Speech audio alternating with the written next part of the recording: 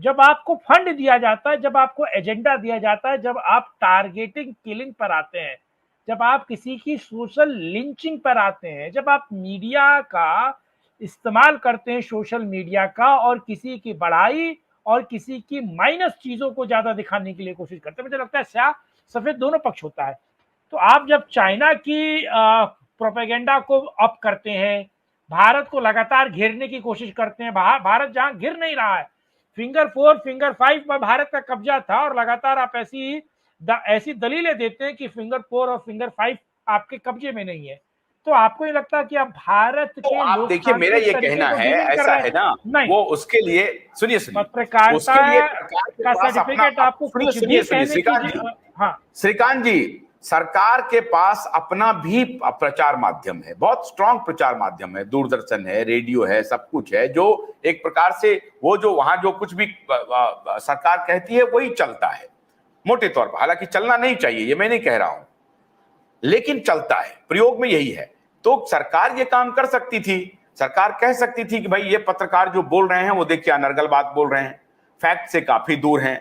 और बहुत सारे लोग इस तरह का काम कर भी रहे हैं, जो अभिसार को काउंटर करते हैं, उर्मिलेश जी को काउंटर करते हैं, उर्मिलेश जी किसी और को काउंटर करते हैं, अभिसार किसी और को काउंटर करते हैं। मैंने तो अभिसार के 1-2 वीडियो मैंने देखे हैं जो बुरी तरह से वो सुधीर चौधरी की आलोचना कर रहे हैं, अर्नब गोस्वामी की आलोचना कर रहे हैं। उनको करने का हक है, और कुछ लोग तो आलोचना के पात्र भी हैं, कुछ लोग आलोचना के पात्र भी हैं। अभी जो, अगर वो मैं नहीं नाम लूंगा कि किसकी आलोचना होनी चाहिए नहीं होनी चाहिए, मैं अपना ट्वीट करके देते रहता हूं ये बात, लेकिन मैं यहां नहीं कह रहा हूं कि वो आलोचना एक दूसरे पर करनी चाहिए, वो अपने अपने हिसाब से। कई बार अभिसार को मैं देखता हूं कि वो कहते हैं कि ये देखो ये फलना है, ये तिलना है, ये है, वो ठीक है, वो गुस्से में वो उनकी जुबान थोड़ी सी ऐसी हो जाती होगी। मेरा यह कहना है कि अभिसार हो या उर्मिलेश हो, आप वाक युद्ध से भी भाग गए, आप वाक युद्ध की भी क्षमता आप में नहीं है, आपको पुलिस चाहिए इसके लिए। अरे भाई, आप वाक युद्ध नहीं कर पा रहे हैं। आशुतोष जी, क्या आप हरी झंडी दे रहे हैं? फेक न्यूज फैलाना क्या क्राइम नहीं है? It's not offence? क्या मनगढ़ंत सूचनाओं का आदान प्रदान करना ये क्राइम नहीं है? मनगढ़ंत सूचनाओं का आदान प्रदान कर राष्ट्रीय टेलीविजन चैनल पर, सुनिए, मनगढ़ंत सूचनाओं का आदान प्रदान राष्ट्रीय टेलीविजन चैनल पर कल सुधीर चौधरी ने विवेक अग्निहोत्री और नाना पाटेकर, मुझे अफसोस है, मुझे बहुत दुख है कि नाना पाटेकर जैसे एक्टर को भी उन्होंने गुमराह किया। विवेक अग्निहोत्री का इंटरव्यू चलाया और उसने कहा कि ये बूटी के लिए जो उन्होंने फिल्म बनाया हो कितना शानदार फिल्म है। वो उसको ना मालूम है इस बात को, अगर मालूम है तो सब पता है कि कैसे गेट्स मिलिंडा फाउंडेशन का जो कृष्णन है उसके साथ मिलता है, वो उसको फंड करता है या फंड दूसरे तरीके से अरेंज करता है, और उसके इश्यू को बना करके राष्ट्रीय टेलीविजन चैनल पर ब्रॉड डे लाइट में पूरी तरह से डिसइंफॉर्मेशन फैला रहा है। सरकार नहीं पकड़ रही है, सुधीर चौधरी को क्यों नहीं पकड़ रही है, के मालिक को क्यों नहीं पकड़ रही है?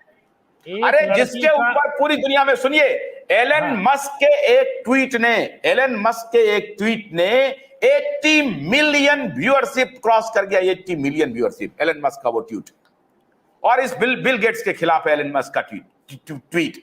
पूरे अमेरिका में कोहराम मचा हुआ है, इंग्लैंड में कोहराम मचा हुआ है, यूरोप में इंक्वायरी चल रही है, ऑस्ट्रेलिया में इंक्वायरी चल रही है, और ये आदमी पूरे ब्रॉड डे एक राष्ट्रीय टेलीविजन चैनल पर आकर के विवेक अग्निहोत्री के फिल्म को प्रमोट कर रहा है, जो सरासर अन्याय है।